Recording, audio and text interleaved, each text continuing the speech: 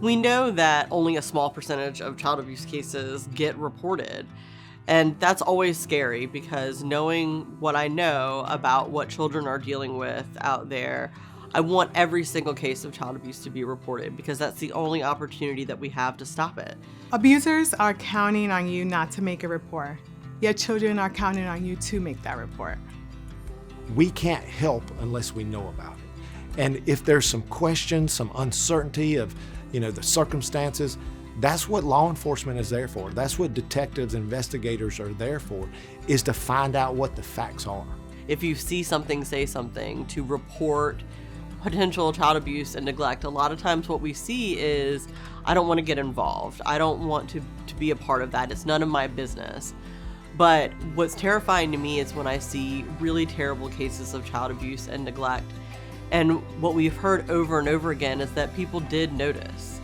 So it's important for the community to know that the biggest way that they can help is to recognize and respond to things that you see or hear or fear in regards to children and their safety. And it's critical in North Carolina that we remember that we do not have to know that abuse has occurred, we just have to suspect that it has occurred.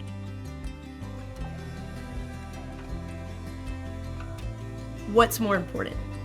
Making sure a kid is safe, making sure a kid is supported, making sure a kid is taken care of, or keeping the peace with everybody else. If you make the time to make that report because you have that hunch, you have a gut feeling, or you have physically seen and heard things happening to a kid, then what if you're right? What if you're able to be the one who saves this kid from continuing to have to endure the abuse and neglect that they're going through? So I think instead of focusing on what if you're wrong, it's easier to focus on what if you're right. The law provides protections for people who report potential child abuse and neglect. And that means that if they are wrong, as long as they make that report in good faith, that they really thought the child needed help, that they thought that something was going on, then nobody can come after them later from a civil perspective or from a criminal perspective to try to punish them for that.